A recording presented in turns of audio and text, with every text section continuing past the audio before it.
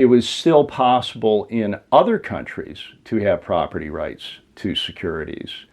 That's what sent me to Sweden during the financial crisis, because it was still possible to have property rights to securities in Sweden.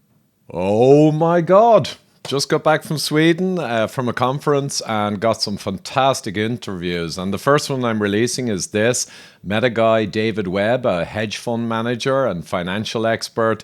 And he has a book out that you simply must get hold of. It's a free book to get the message out. It's at thegreattaking.com. Free download, and I got to interview him after his fantastic talk. And you know the you'll own nothing and be happy? Well, he has gone through the 50-year history of all the legal constructs that have been put in place to technically enable that to happen. So, fantastic conversation. Please do share. Go to thegreattaking.com, get the book, and share it, particularly with high net worth individuals who think they're pretty much safe from everything, but they're wrong. So enjoy. I'm here in beautiful Sweden at a fantastic conference talking about all the challenges that I've covered many times for you guys in the past. But last night I met someone I was not aware of with some fascinating material and a fascinating new free PDF book. David Webb, great to see you again. And last night you went through obviously a lot of detail over maybe an hour. We went past midnight. I was transfixed, my wife was transfixed. And a lot of the material is new to me, and it's the legal structures over the last 20 years that have gone into place in terms of global finance. So we can't cover it all here, but I might ask the first question. At what point in the past did all the people in the Western world, their ownership of equities and pensions and what they own, did they really own those things? They're called securities because they were secure. And that was the case for 4 centuries from the beginning, from the invention of securities.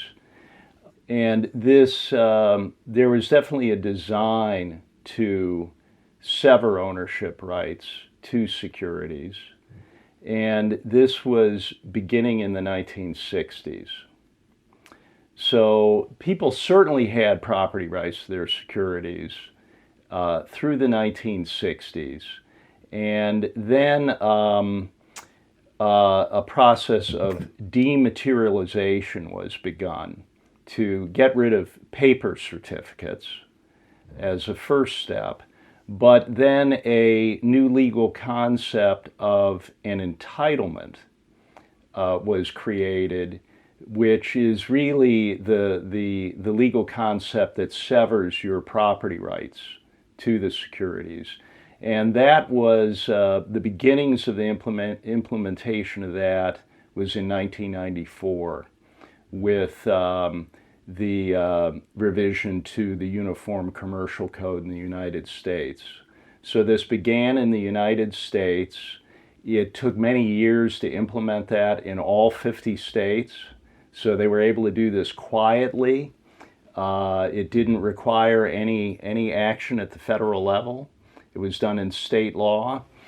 So it didn't draw attention, but it was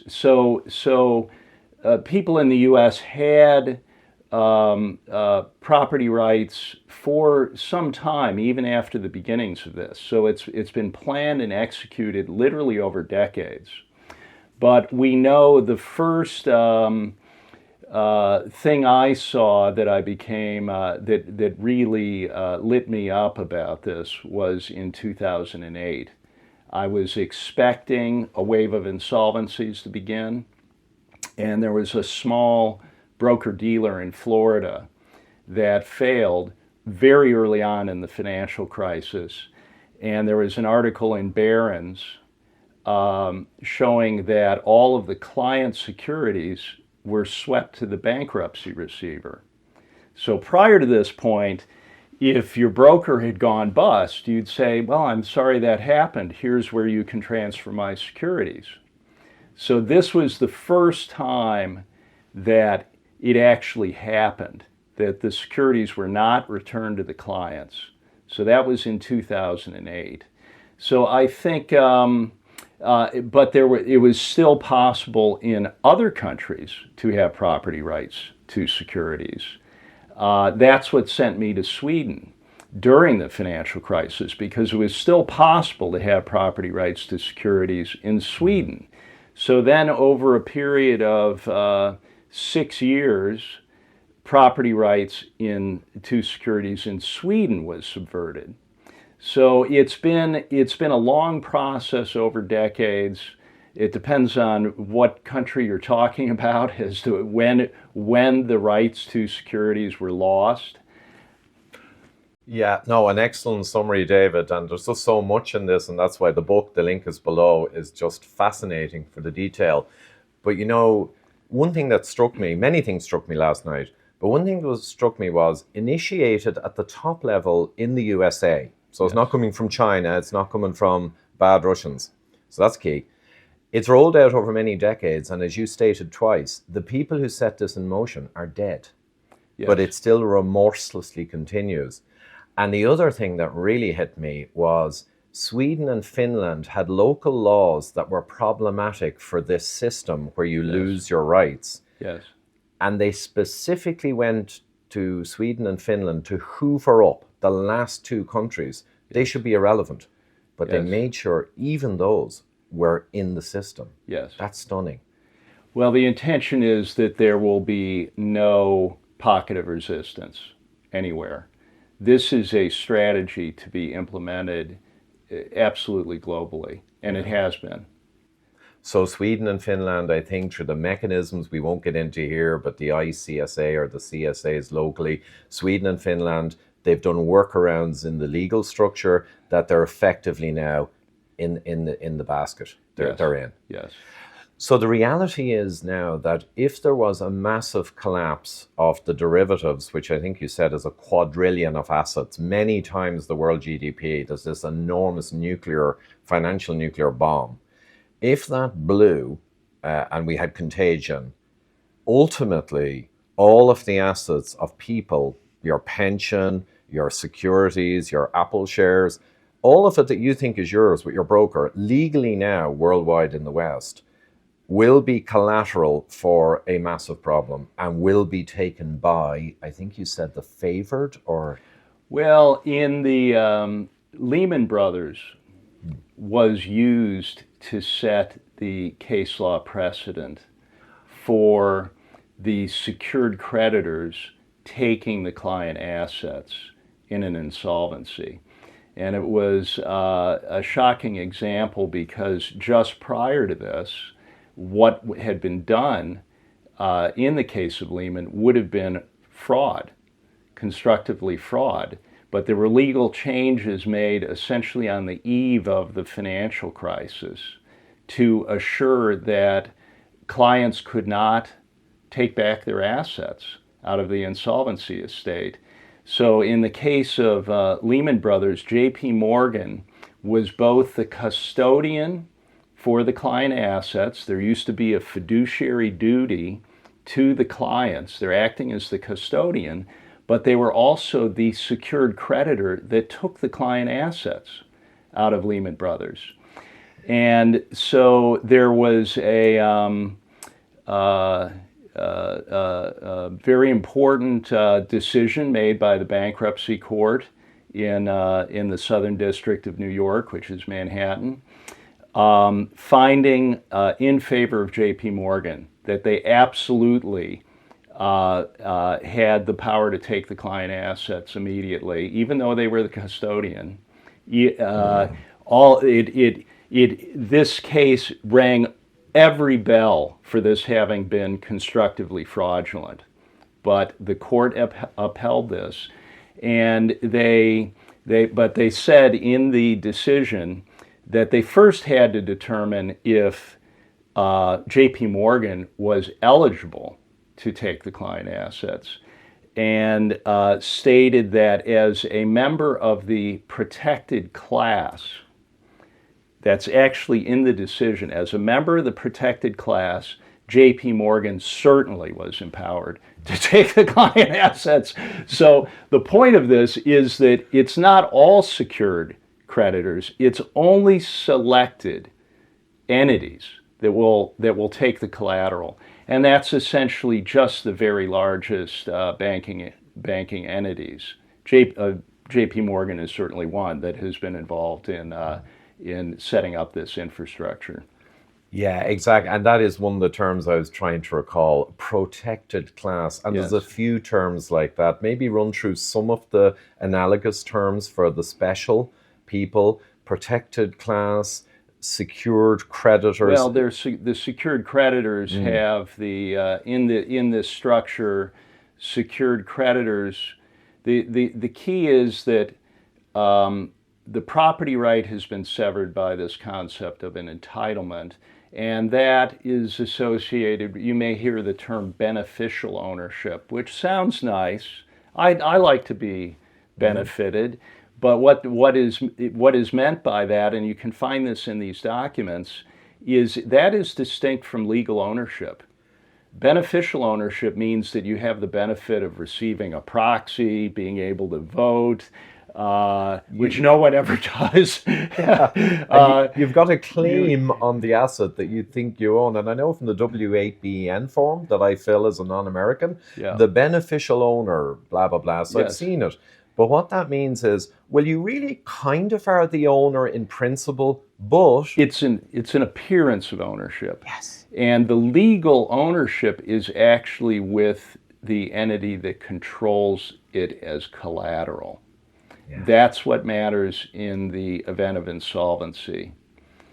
That's exactly it. Well, I know your time is short this morning. I've a couple more questions. Yes. One of them, I think, will be of interest to the audience as they're exposed to this new knowledge. Again, the PDF is below. You got to read this book. The prologue alone is a fascinating story with your history. And you've been a hedge fund manager at a high level and so much more, just so people know, you know all this stuff big time. But all of this work over 50 years, and I'm kind of almost making it a rhetorical question, this work has gone on with huge effort from the top in the US.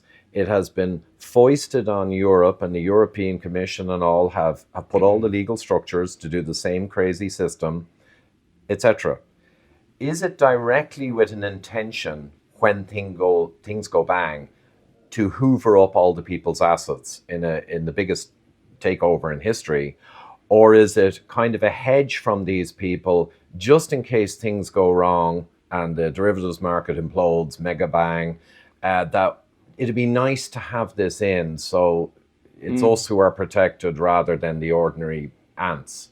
Yes. Intentionality, it's a tough one. Yes. Well, I agree with you. There were, for some period of time when I was studying this, I thought the latter perhaps, that well, it's kind of like the Monopoly game with all the pieces on the board, and well, the game's over, and we'll just take all the pieces back over here, and then we'll start another game. And so it is there's a lot of truth in that, but I have to say there's an intelligent design behind this that has.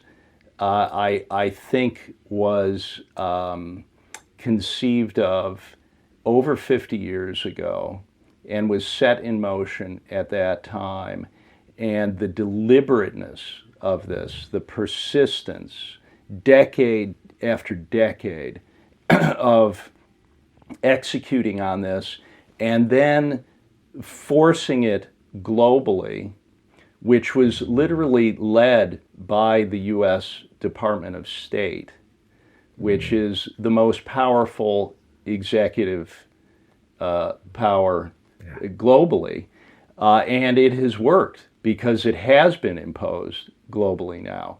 And as you were saying, any pocket of resistance, little Sweden and Finland weren't allowed to keep their rights to securities. So it's... and as it's laid out in the book, you can see that it is definitely on a timeline for a massive collapse, which is also being made to happen, because this financialization bubble did not have to happen. It has been made to happen. It's an integral part of the strategy, as will be the bust that happens after this, because as in the 1930s, it's the period of years of low price level in which people are not able to service their debts, so they're not able to maintain control of their property, and you go into a period of deprivation, really. So ultimately, we are in a hybrid war, and it's a war of conquest, but it's to be done subtly, up to a point. It's to be done with low energy input, not kinetically. It's to be done through these constructs, a subterfuge. Yeah, and as we see, as part of this great and secret show, to use a title of a book I read once, you can have kinetic wars, but they're always quite managed. They're proxy wars, they're local, Syria, Ukraine, Iraq, but not the big one. Yes. Because all the parties worldwide are not interested in a big kinetic war, because people will be affected at a high level. Yes. So it's managed exquisitely. I just thought there, never explained by malice what may be just stupidity. But I think in this case, there's no stupidity in a 50-year, highly exotic legal infrastructure expansion. It's not stupid, but it may be insane. Yes. Because it is pursuing a certain logic that will ultimately lead to the destruction of the people who are behind this. And that's what we must help them to understand. The people that set this in motion are gone. So we have to reach the consciousness of the inheritors of this situation. They are in a sense as trapped in this as we are. Yeah, and I love that point you stressed many times. It's not like big bad, white cat guys. They're almost trapped in this program that's unstoppable. But the people at the high level could still do something to at least negate its worst potential implications, which are quite horrific. Because if there's a big grab, as per the title of your book, The Great Taking, Yes. It's going to get hyper messy, and it's going to be dreadful for everyone. Yes. So if we lay it all out and expose this, it's literally never been taken out, unpackaged, and looked at. So if we all do this, especially up to the very wealthy, on the planet, they're not going to be protected. They have they believe they will be protected because they benefited from the system. But if they read this book and they realize they are not aware that this is planned, they will realize that they must help to expose this as well and say, we're not going to allow this to happen. Yeah, really important. And that's a final message. If you know someone of great net worth, or even the financial and investment guys, hedge fund managers, don't actually know about what we're talking about, let them know, because they are not like JP Morgan or the BIS in the protected class. They are not. Yes. Yeah. Thanks so much, David. Thank you so much. Thank you. So there you have it, folks. Pretty fascinating, eh? And concerning. But in any case, please do share thegreattaking.com. Share the book, especially with high net worth individuals, as David pointed out. And of course, I'll just mention again, discussing things with David and Professor Werner and many more financial experts there. Actual gold, physical gold, preferably in your own possession, is a great hedge against a lot of the madness that we have been discussing lately. So I have a link to Pure Gold Company in London. They have vaults in New York and London and elsewhere. And of course, they will send gold to yourself for your own physical possession. Pensions or percentages of pension or other assets can be converted into something really, really safe. And it's not a speculative asset. I have hedged with a considerable percentage in physical gold, but it's not to speculate or to make money. This is about preserving and guarding any wealth you have for your family's future and your pension, etc. So you got to make your own decisions based on financial advice from a financial advisor, ideally. But Pure Gold, if you connect with them, will run through the realities around this whole space. So the links are down below should you wish to explore that option, as I and many others in my network certainly have. So that's it, folks. Thanks so much for listening, and please help David get that important message out there. Thank you.